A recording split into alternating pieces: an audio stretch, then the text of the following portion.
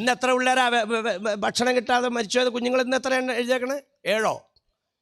ചുമ്മാ തള്ളയുടെ മടിയിൽ കിടന്ന് മരിച്ചു പോവാണേ. മാറിൽ നിന്ന് ഞെക്കിയാലൊരു തുള്ളി പാല് കിട്ടാനില്ല. കാരണം ഉള്ളിലേക്ക് ഉപ്പുവെള്ളം ചെന്നാലല്ലേ ഇത്തിരി പാല് കിട്ടുള്ളൂ. ഉപ്പുവെള്ളം കുടിക്കാനില്ല, ഒരു പിടി ഭക്ഷണം കഴിക്കാനില്ല. നമ്മളൊക്കെ എങ്ങനെ ജീവിക്കുന്നു എന്ന് ചിന്തിക്കൂ സഹോദര സഹോദരി. അല്ലാഹ് ചെയ്ത ഈ അനുഗ്രഹത്തിനെ നമ്മൾ നിഷേധിക്കുകയാണെങ്കിൽ, നിന്ദിക്കുകയാണെങ്കിൽ, ഇന്നഅദാബി ലശദീദ്. ദർശനത്തിലെ ഉസ്താദല്ലേ ഇരിക്കണത്. ഇന്ന അദാബി ഷദീദ് എന്നങ്ങ് പറഞ്ഞാൽ പോരെ. അങ്ങനെ അല്ലല്ലോ പറഞ്ഞ്. ഇന്ന അദാബി ലശദീദ്. നിന്നെ ഞാൻ നന്നായി കൈകാര്യം ചെയ്യുന്നതായി പറഞ്ഞതിൻ്റെ അർത്ഥം. നിന്നെ വെറുതെ ഒന്നും വിടൂല. ഇതൊന്നും മനസ്സിലാക്കിയിട്ട് നീ നന്ദി ചെയ്യാൻ തയ്യാറില്ലെങ്കിൽ നിന്നെ വെറുതെ വിടൂല. അതുകൊണ്ട് ജനങ്ങളെ, സലാത്തിന് കൂടിയവരെ, ഞാൻ സലാത്തിലേക്ക് വരികയാണ്. സലാത്തിന് കൂടിയവരെ, ഇനി സുബ്ഹി ബാങ്ക് കേൾക്കാൻ കാത്തിരിക്കല്ലേ, ഉറക്കിൽ എഴുന്നേക്കാൻ. സുബ്ഹി ബാങ്ക് വിളിച്ചിട്ട് എഴുന്നേക്കാമെന്നുള്ള നിലപാട് മാറ്റ്. ബാങ്കിൻ്റെ ഒരു 10-20 മിനിറ്റ് മുമ്പെങ്കിലും എഴുന്നേക്ക്. ഒളു ചെയ്തിട്ട് തഹജ്ജുദ് എന്ന പേരിൽ സുജൂദിലേക്ക് വീഴ്. അതാണ് വേണ്ടത്. ബദറിൽ മലക്ക് ഇറങ്ങിയത് സുജൂദ് ചെയ്തിട്ട് കൈപൊക്കിയപ്പോഴാ. ഖന്തക്കിൽ മലക്കുകൾ ഇറങ്ങിയത് സുജൂദ് ചെയ്തിട്ട് ദുആ ചെയ്തപ്പോഴാ. നിങ്ങളുടെ ആയുധം ദുആയാണെന്ന് അഷ്റഫുൽ ഖൽഖ് റസൂലുള്ളാഹി. അദ്ദുആഉ സിലാഹുൽ മുഅ്മിൻ. ഇവിടെ ടാങ്ക് കൊണ്ടുവന്നോട്ടെ, ഇവിടെ മിസൈൽ കൊണ്ടുവന്നോട്ടെ, ഇവിടെ തോക്കെടുത്തോട്ടെ, ഇവിടെ പിന്നെ ബുൾഡോസർ കൊണ്ടുവന്നോട്ടെ, ഇവിടെ തല്ലി കൊല്ലുന്ന നിലപാട് വന്നോട്ടെ, നീ ഇതൊന്നും ആയുധമാക്കി എടുക്കണ്ട. നീ തോക്കന്വേഷിച്ച് നടക്കണ്ട, നീ കടാര അന്വേഷിച്ച് നടക്കണ്ട, നീ ടാങ്ക് അന്വേഷിച്ച് നടക്കണ്ട, നീ മിസൈൽ ഉണ്ടാക്കാൻ നടക്കണ്ട. അദ്ദുആഉ സിലാഹുൽ. നീ കൈവക്ക്, നീ അല്ലാഹുവിലേക്ക് കൈവക്ക്. വസ്തഈനു ബിസ്സബ്രി വസ്സലാഹ്. അള്ളാഹിനോട് നീ സഹായം തേടണം. എങ്ങനെ? അല്ലാഹ്, ഇതെല്ലാം നിന്റെ പരീക്ഷണമാണല്ലോ റബ്ബേ എന്നുള്ള നിലയ്ക്ക് ക്ഷമിച്ച് നിസ്കരിച്ച് അങ്ങനെ സഹായം ദുആ ഇറക്കേണ്ടത് നിസ്കരിച്ചുകൊണ്ടിട്ടാണ്. അതുകൊണ്ട് ജനങ്ങൾ, പെങ്ങന്മാരോട് ഞാൻ പ്രത്യേകം പറയുന്നു, പരിശുദ്ധ റമദാൻ കടന്നു വരികയാണ്. സഹോദരന്മാരെ, പരിശുദ്ധ റമദാൻ കടന്നു വരികയാണ്. നിങ്ങൾ മാത്രം എഴുന്നേറ്റ് തഹജ്ജുദ് നിസ്കരിച്ചാൽ പോരാ. എൻ്റെ പ്രിയപ്പെട്ട ഇണയെ വിളിച്ചെഴുന്നേൽപ്പിക്കണം. തങ്ങൾ നിങ്ങൾക്ക് വേണ്ടിയാണ് ദ്വാർന്നിരിക്കുന്നത്. റഹിമല്ലാഹും റഅൻ. ഒരു മനുഷ്യനെ നീ അനുഗ്രഹിക്കണേ തമ്പൻ. നമ്മളൊക്കെ തമ്മിൽ കണ്ടപ്പോൾ എന്താ പറയുക? നമ്മളൊക്കെ തമ്മിൽ കണ്ടാൽ എന്താ പറയുക? തമ്മിൽ കാണുമ്പോൾ സലാം ചെല്ലും, പിരിയാൻ നേരത്തെ പറയും ദുആ ചെയ്യണോട്ടോ, അങ്ങനെയല്ലേ പറയാ? നമ്മുടെയൊക്കെ ദുആക്ക് എന്ത് പവറുണ്ട്? അഷ്റഫുൽ ഖൽഖിൻ്റെ ദുആക്ക് പവറുണ്ടോ? ആ തങ്ങൾ ദുആ ചെയ്തിരിക്കുകയാണ്. രാത്രിയിൽ എഴുന്നേൽക്കുന്ന പുരുഷനെ അല്ലാഹ് നീ അനുഗ്രഹിക്കണേ. അയാൾ മാത്രമല്ല എഴുന്നേറ്റിട്ട് തഹജ്ജുദ് നിസ്കരിച്ച ഭാര്യനെ വിളിച്ചെഴുന്നേൽപ്പിച്ചു. ഇന്നബത്ത് അവൾ എഴുന്നേക്കാൻ വിസമ്മതിച്ചപ്പോൾ അവളുടെ മുഖത്തേക്ക് ഭർത്താവ് വെള്ളം തളിച്ചു. ഇനി ഉറങ്ങാനുള്ള ടൈമല്ല, രാത്രി കിടന്നങ്ങോട്ട് ഉറങ്ങി തീർക്കല്ലേ, സുഖത്തിൽ മതിച്ചു പോകല്ലേ. അങ്ങനെ എഴുന്നേൽപ്പിച്ച് ഭാര്യനെ തൻ്റെ മുസല്ലയിലേക്ക് കൊണ്ടുവന്ന് രണ്ടാളും ഒരുമിച്ച് നിസ്കരിക്കുന്നു. ഭർത്താവ് ദുആ ചെയ്യുന്നു, ആമീൻ. ഭാര്യ ആമീൻ പറയുന്നു. മുകളിലേക്ക് നോക്കിയാൽ തിളങ്ങി നിൽക്കുന്ന നക്ഷത്രം പോലെ, അള്ളാഹിൻ്റെ മാലാഖമാർക്ക് ഭൂമിയിലേക്ക് നോക്കിയാൽ വെട്ടിത്തിളങ്ങുന്ന നക്ഷത്ര തുല്യങ്ങളാവുന്ന ഭവനങ്ങൾ. റമദാൻ മാസം വരാൻ പോവാ. അള്ളാഹ്ക്ക് ശുക്ർ ചെയ്യുന്നതിൻ്റെ ഭാഗമായതൊക്കെ. പെങ്ങന്മാരെ, നിങ്ങൾക്ക് വേണ്ടി ദ്വാർന്നിരിക്കുക മുത്തു മുഹമ്മദ് റസൂലുള്ളാഹി സല്ലല്ലാഹു അലൈഹി വസല്ലം. റഹിമല്ലാഹു ഇംറഅതൻ. പഠിച്ചവനെ, നീ ഒരു വനിതയെ അനുഗ്രഹിക്കണേ റബ്ബേ. ഖാമത്ത് ഫീ ലൈലത്തിഹാ. അവളും ഉറക്കിൽ നിന്ന് എഴുന്നേറ്റു. നല്ല മനുഷ്യൻ്റെ അടയാളം ഖുർആൻ പറഞ്ഞ അതല്ലേ. ഞാനിതൊന്നും വിശദീകരിക്കണില്ല. അവൾ എഴുന്നേറ്റിട്ട് എന്ത് ചെയ്തു? ഭർത്താവിനെ വിളിച്ചെഴുന്നേൽപ്പിച്ചു. ഇന്നബാ. ഭർത്താവ് വിസമ്മതിച്ചു. ഞാൻ ഇന്ന് നിസ്കരിക്കണില്ല, നീ തഹജ്ജുദ് നിസ്കരിക്ക്. ഭർത്താവിൻ്റെ മുഖത്തേക്ക് അവൾ വെള്ളം കൊടുത്തു. അങ്ങനെ വെള്ളം കുടഞ്ഞ ഭാര്യനെ അല്ലാഹുവേ നീ അനുഗ്രഹിക്കണേ എന്ന് മുത്തു മുഹമ്മദ് റസൂലുള്ളാഹി. അതുകൊണ്ട് ഉറങ്ങൽ മതിയാക്ക്. പ്രത്യേകിച്ച് റമദാൻ മാസം വരാൻ പോവുകയാണ്. റമദാനിനെ ആദരിക്കാനും സ്വീകരിക്കാനുമുള്ള നിലയ്ക്ക് എല്ലാവരും ഒരുങ്ങ്.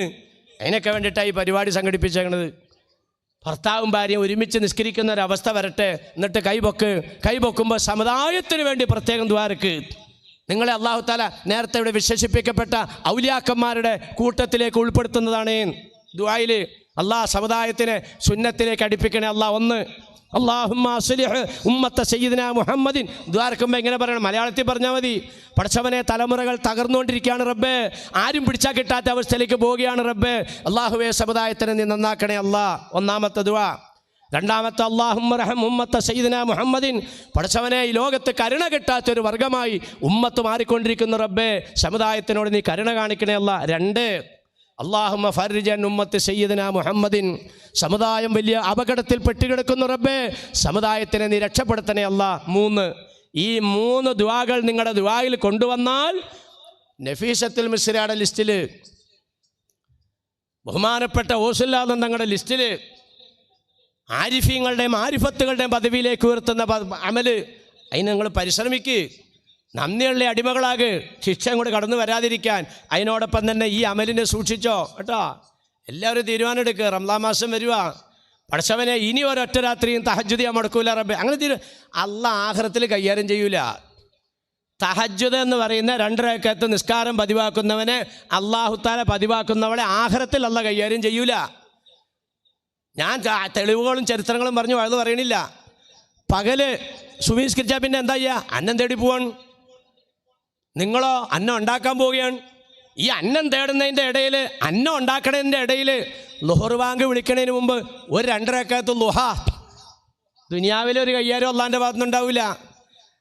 പകല് 2 റക്അത്ത് ദുനിയാവിൻ്റെ രക്ഷയ്ക്കുള്ളതാണ്, രാത്രി 2 റക്അത്ത് ആഖിറത്തിൻ്റെ രക്ഷയ്ക്കുള്ളതാണ്. ഇനി ആ ഒരു ശൈലിയിലേക്ക് മാറ്. ഉറക്കം അവസാനിപ്പിക്ക്. ഉറങ്ങിക്കിടക്കണവൻ എന്തെങ്കിലുമൊക്കെ തടസ്സം വരികയാണെങ്കിൽ ഇത്തിരി വെള്ളം മുഖത്തേക്ക് കൊടയ്.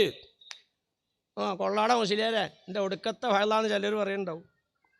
ഇവിടെ ഇരിക്കണവരല്ല, ആ പുറത്ത് റോട്ടിലിരിക്കണ ഏതെങ്കിലുമൊക്കെ താത്താ പെണ്ണുങ്ങൾ പറയുന്നുണ്ടാവും, എൻ്റെ ഒടുക്കത്തെ വയലാടാ മയിലാരാ. ഞങ്ങൾ ഈ വാളക്കോട് ഒരു കുഴപ്പമില്ലാതെ മര്യാദയ്ക്ക് ജീവിക്കുന്ന ആൾക്കാരാണ്. ഇത്തിരി തീറ്റാനും കുടിക്കാനും ഒക്കെ കുറവുണ്ടെങ്കിലും ഞങ്ങളുടെ ഒന്നും കുടുംബത്തിൽ കല്ലത്തും ഇല്ല. നിൻ്റെ പ്രസംഗം കേട്ടിട്ട് ഉറങ്ങിക്കിടക്കണ കെട്ടിയവൻ്റെ മുഖത്തേക്ക് വെള്ളം ഒഴിച്ചേക്കായി കേമായി. എന്നിട്ട് റസൂലുള്ളാഹിയുടെ ദുആ. അങ്ങനെയൊന്നും അല്ല മോളെ. ഇതെനിക്ക് അതിൻ്റെ ശൈലി പറയാനൊക്കെ അറിയില്ലാണ്ടല്ല. നമ്മൾ നയപരമായി ഇടപെടണം അതിനകത്തൊക്കെ.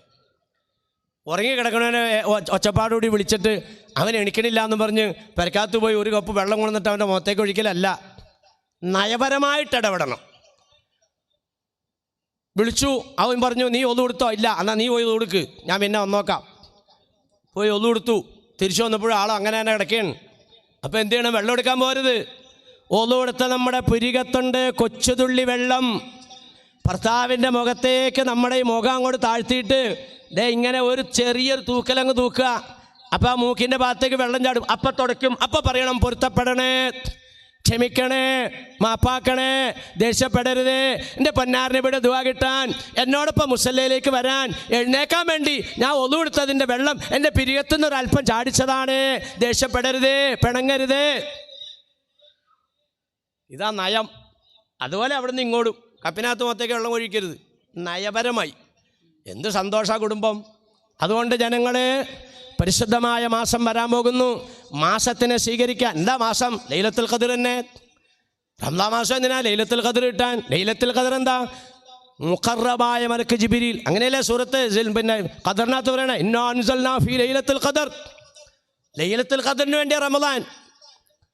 ലൈലത്തുൽ ഖദ്ർ എന്ന് പറഞ്ഞാൽ എന്താ? നമുക്ക് ചെയ്യാൻ പറ്റാത്ത അമലുകൾ മലക്കുകളെ കൊണ്ട് അല്ലാഹ് ചെയ്യിപ്പിച്ചിട്ട് നമുക്കത് ഹദിയ ചെയ്ത് നമ്മളെ ഉത്തമമാകുന്ന സൃഷ്ടിയാക്കി മാറ്റുകയാണ്. അതാ ലൈലത്തുൽ ഖദ്ർ. കിട്ടാനാ നോമ്പ്. എന്നാ ലൈലത്തുൽ ഖദ്ർ 27 ഏതെങ്കിലും ഉസ്താദ് പറയുന്നുണ്ടോ? ഇല്ല. 27 രാവിൽ പ്രതീക്ഷിക്ക്, ഒറ്റയിട്ട് രാവിൽ പ്രതീക്ഷിക്ക്, അവസാനത്തെ 10 പ്രതീക്ഷിക്ക് എന്ന് പറഞ്ഞാൽ അത് പോണതിന് മുമ്പാണ് ഈ പിടിച്ചോളാനായി പറഞ്ഞത്. 1 മുതൽ നമ്മൾ പ്രതീക്ഷിക്കുന്ന ലൈലത്തുൽ ഖദ്റാണ്. റമദാൻ 1 മുതൽ 4 പാർട്ടിക്ക് കിട്ടൂലെന്ന് നബീന റസൂലുള്ളാഹി. അതിൽ നിന്നൊക്കെ മാറാനാണ് ഈ പരിപാടി. ഇങ്ങനെയല്ല ഈ വാള് പറയണേ. ഞാനിത് കാപ്സൂളിൽ തരിക ഗുളിക. നിങ്ങൾക്ക് പെട്ടെന്ന് കാര്യങ്ങൾ തിരുത്താൻ താല്പര്യമുണ്ടെങ്കിൽ തിരുത്താൻ. 4 സ്വഭാവക്കാർക്ക് സ്വഭാവം മാറ്റാൻ തയ്യാറില്ലെങ്കിൽ നോമ്പ് പിടിക്കണ്ടെന്ന് മുത്ത നബി തങ്ങൾ പഠിപ്പിക്കുക. കിഴക്കങ്ങോട്ട് വെളുക്കുമ്പോഴത്തേക്കും ജിബ്രീൽ വിളിച്ചു പറയും, യാ മാശറൽ മലായിക റഹീൽ റഹീൽ, ദേ പോകാം, ഇനി ഇവരുടെ കൂടെ നിൽക്കണ്ട. ഇത്രയും നേരം എന്താ ചെയ്താൽ? നിസ്കരിക്കണോരുടെ കൂടെ അവർ നിസ്കരിച്ചു. 1000 മാസത്തേക്കാൾ ഇബാദത്ത് ഇവൻ എത്ര ചെയ്യേണ്ടി വരും? ആ ചെയ്യേണ്ടത് ഈ ഒറ്റ രാത്രിയിൽ ഇത്ര മലക്കുകൾ ചെയ്തു. എന്നിട്ട് അവർക്ക് അങ്ങോട്ട് ഹദിയ ചെയ്തു, അവൾക്ക് ഹദിയ ചെയ്തു. പോകുവാണ്, ഇനി പോവാണ്, ഇനി ഇല്ല.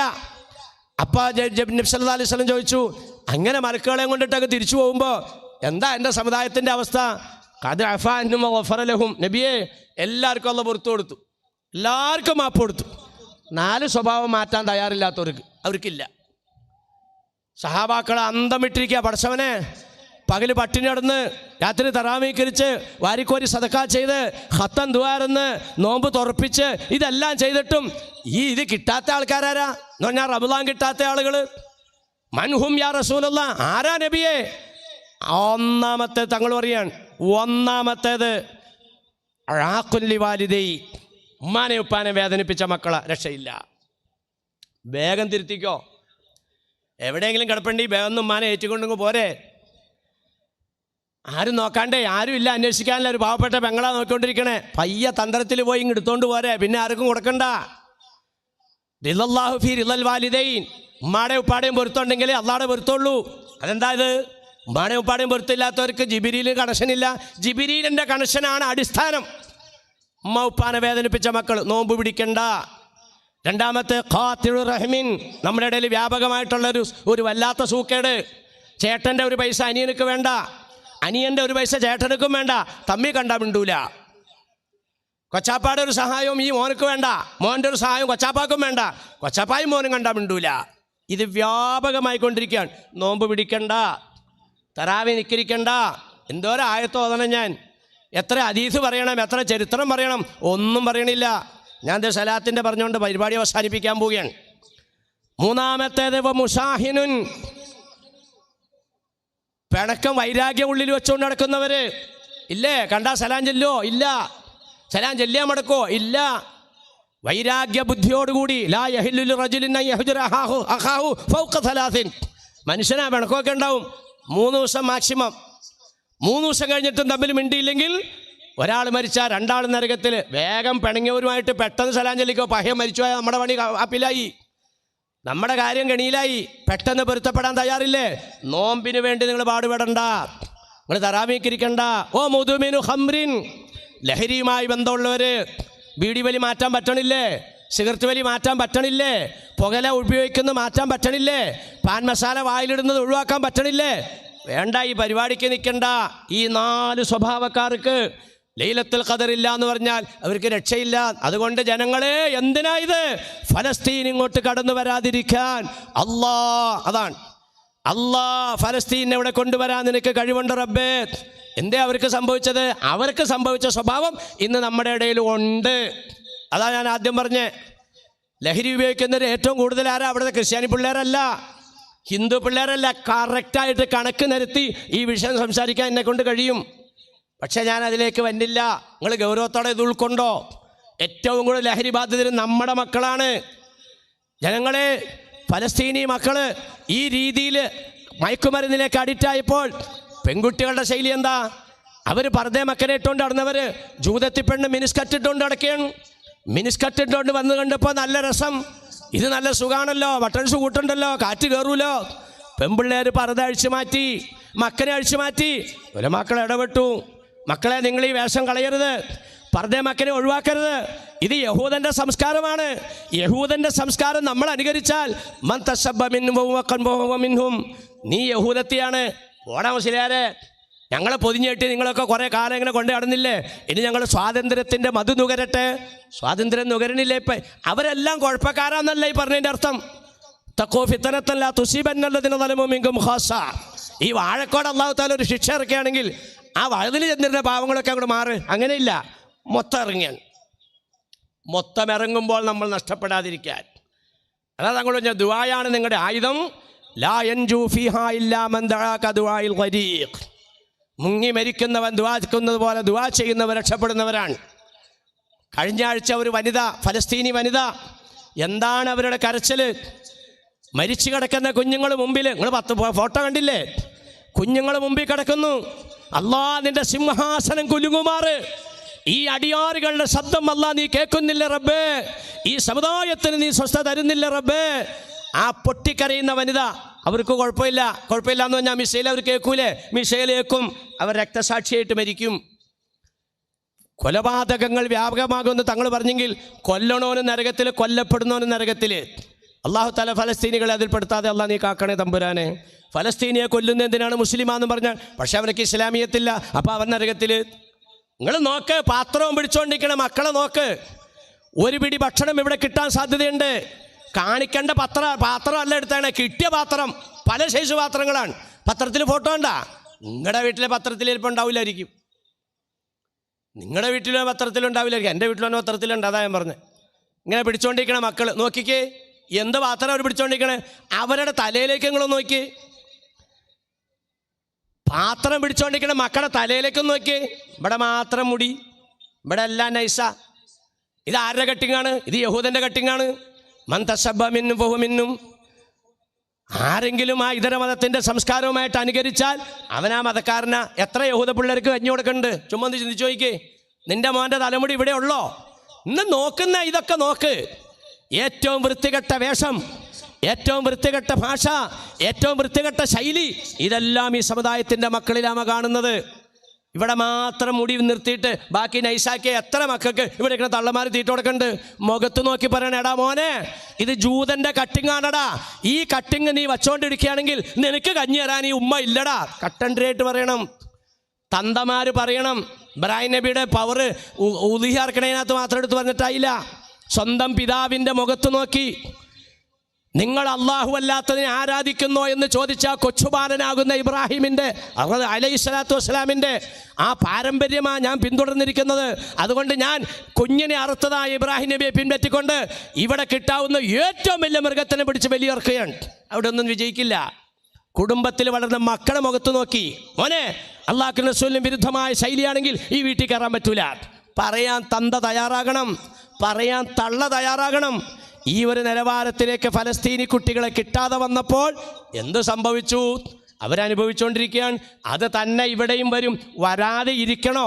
ഒരു പ്രതിരോധം, നിങ്ങൾക്കൊരു പരിച ഇട്ടുതരികയാണ്. ഇങ്ങോട്ട് കൊലപാതകങ്ങൾ കടന്നു വരാതിരിക്കാൻ. യഥാർത്ഥത്തിൽ അവിടെ അടിസ്ഥാനപരമായി നടക്കുന്നതാണ് കൊലപാതകങ്ങളാണ്. കൊലപാതകമല്ലേ അവിടെ മൊത്തം നടക്കുന്നത്. 3/4 നൂറ്റാണ്ട് കാലമായി കിടക്കാൻ ഇടം കൊടുത്ത യഹൂദൻ നിരന്തരമായി ഉപദ്രവിക്കുന്നു.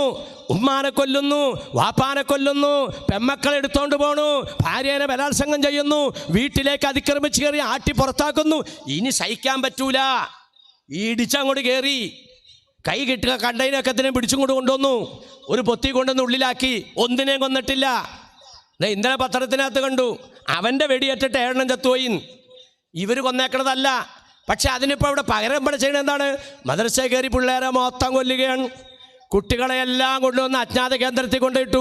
ഓരോന്നിനെ പിടിച്ച് ബ്രോയിലർ കോഴീനെ അറക്കണത് പോലെ ഒരുത്തനിങ്ങനെ പിടിക്കും, മറ്റവനിങ്ങനെ അറക്കും, എന്നിട്ട് അങ്ങോട്ട് ഇടും. അങ്ങനെ കൂടെ കിടന്ന്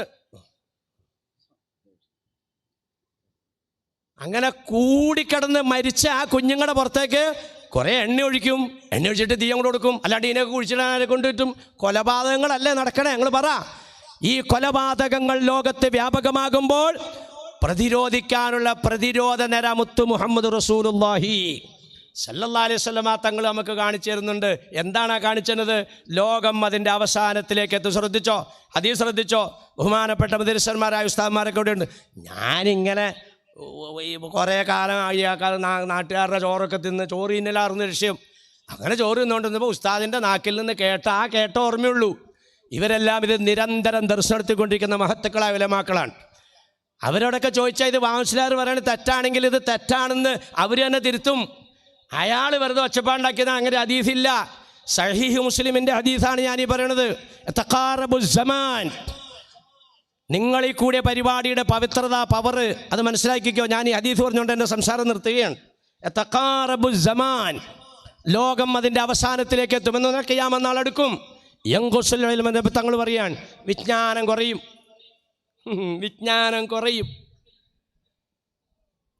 എനിക്കിപ്പോൾ 64 വയസ്സ് കഴിഞ്ഞു.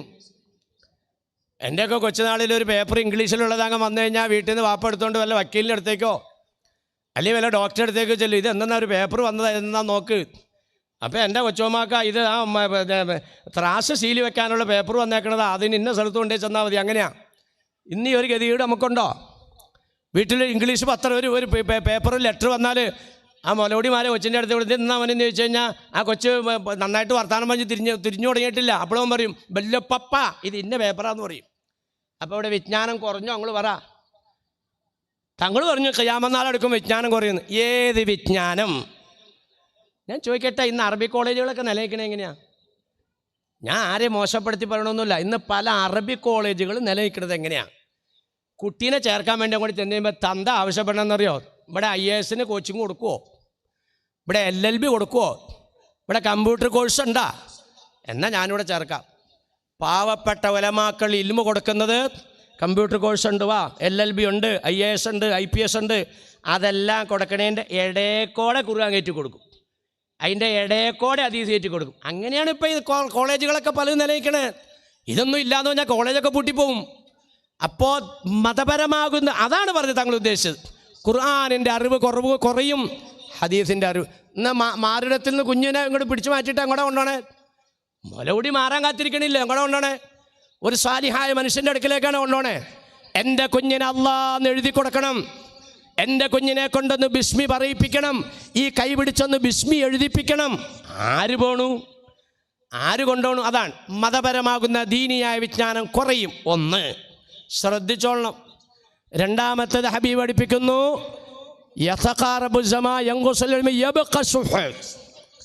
പിശുക്കന്മാർ അധികരിക്കും, പിശുക്ക് ശേഷിക്കും. ഞാൻ ചോദിക്കട്ടെ, നമുക്ക് എവിടെ ഇപ്പോൾ ആർക്കാ പിശുക്കുള്ളത്? നമുക്ക് വല്ല പിശുക്കുണ്ടോ? പണ്ടൊക്കെ 1 കിലോ ഇവിടെ എന്താ പറയുക, നെയ്മീന്, പിന്നെ അയക്കൂറ അല്ലേ, നെയ്മീൻ എന്ന് പറയുമായിരിക്കും. 1 കിലോ നെയ്മീൻ മേടിച്ച് വീട്ടിലേക്ക് കൊണ്ടുവന്ന് കൊടുത്താൽ വൈകുന്നേരം ആകുമ്പോൾ കാക്ക ചോദിക്കും, എടി ഈ ചമ്മന്തി അരച്ചുകൊണ്ട് വന്ന എന്താ നെയ്മീൻ എന്ത്? നെയ്മീൻ ഉച്ചയ്ക്ക് എല്ലാവരും കൊണ്ട് വായിലിട്ടില്ല, പിന്നെ ഇവിടെ ആക്കിയുണ്ടോ? ആ സ്ഥാനത്ത് പണ്ട് എങ്ങനെയാണോ? പണ്ട് 1 കിലോ ചാള മേടിച്ച ഒരാഴ്ച. ഞാൻ ചോദിക്കട്ടെ, നമുക്ക് ആർക്കെങ്കിലും എന്തെങ്കിലും കാര്യത്തിൽ പിശുക്കുണ്ടോ? ഞാനും എന്നെപ്പോലെ ഇവിടെ നരച്ച ആളുകളോട് ഞാൻ ചോദിക്കുകയാണ്, നമ്മളൊക്കെ സ്കൂളിൽ പോയത് എങ്ങനെയാണ്? തിങ്കളാഴ്ച, ചൊവ്വാഴ്ച, ബുധനാഴ്ച, വ്യാഴാഴ്ച, വെള്ളിയാഴ്ച, 5 ദിവസം ഒറ്റ ജോഡി ഡ്രസ്സാണ്. ഇന്ന് നിങ്ങളുടെ ആരെങ്കിലും മക്കൾ, പേരക്കുഞ്ഞുങ്ങൾ ഇന്നിട്ട ഡ്രസ്സ് ഇട്ട് നാളെ പോകണ്ടോ? നമുക്കെവിടെയാണ് പിശുക്ക്? ഇല്ലല്ലോ.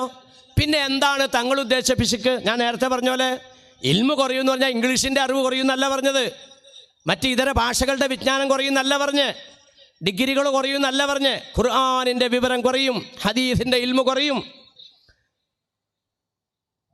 അങ്ങനെ അഖീദയുടെ ഇൽമു കുറയും, ഫിഖിൻ്റെ ഇൽമു കുറയും, അങ്ങനെയുള്ള ഇൽമുകൾ കുറയും, അതാ പറഞ്ഞത്.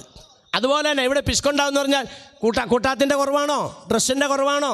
കാറിൻ്റെ കുറവാണോ? കെട്ടിടത്തിൻ്റെ കുറവാണോ? അല്ല. പിന്നെ എന്താണ് കുറവ്? എൻ്റെ പേരിൽ സലാത്ത് ചെല്ലാത്തവനാണ് ഏറ്റവും വലിയ പിശുക്കനെന്ന് നബീന റസൂലുള്ളാഹി. അതാണ് പിശുക്കൻ. ആ പിശുക്കൻ അധികരിക്കും. ഇന്നത് നമ്മൾ അനുഭവിക്കുന്നുണ്ടോ? സലാത്ത് ചെല്ലാത്ത ജനങ്ങൾ വ്യാപകമാകും. ഇന്നത് നമ്മൾ അനുഭവിക്കുന്നുണ്ടോ?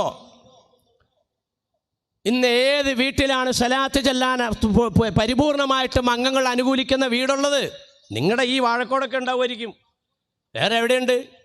വീട്ടിലൊരു മൗലിദ് ചെല്ലാൻ കാറുന്നൊരു തീരുമാനമെടുത്താൽ മോനെതിരാണ്, മോൻ തീരുമാനമെടുത്താൽ വാപ്പ എതിരാണ്, വാപ്പായും മോനും തീരുമാനമെടുത്താൽ അളിയനെതിരാണ്, അളിയനും കൂടി അനുകൂലം എടുത്താൽ അയൽവാസി എതിരാണ്, അയൽവാസിയും കൂടെ അനുകൂലിച്ചാൽ മഹലിലുള്ളവരെതിരാണ്. ഇല്ലേ?